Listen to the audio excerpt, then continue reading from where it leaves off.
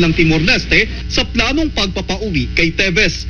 Kaya ang naging taktika ng pamahalaan ng Pilipinas, igiit sa Ministry of the Interior ng Timor-Leste ang deportation dahil sa kanseladong passport at visa ni Teves. Sa pahayag ng gobyerno ng Timor-Leste, opisyal nilang ipinagbigay alam sa gobyerno ng Pilipinas ang deportation ni Teves dahil wala siyang visa at pasaporte. I was challenging one of the people who wanted to bridge our countries that the executive should assert their right to deport people who are not really who should be those who should be declared persona non grata. Kasi nga ganun executive function yan.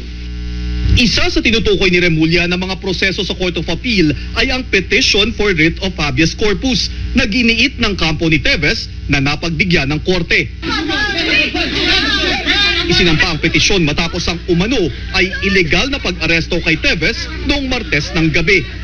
Hindi po dapat na-deport dahil nga po dun sa naipaliwanag ko po kahapon na mayroon pong isang desisyon na pinal ang hukuman ng Timor-Leste na nagsasabing hindi po legal ang extradition sa ilalim ng saligang batas ng Timor-Leste sa maraming kadahilanan na kasama nito ay nanganganib ang buhay ni Congressman Teves.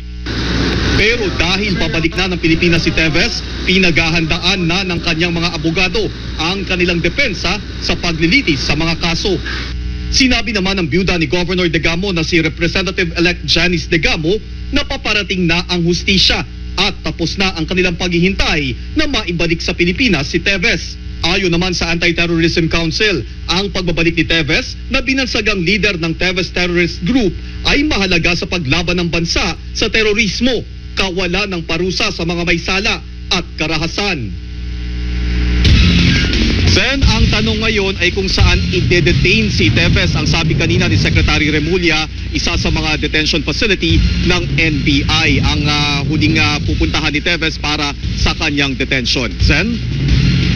Kung sakali naman, Adrian, na kay-questionin ng kampo ni Teves yung paraan ng pag-aresto sa kanila, saan ito balak isampa?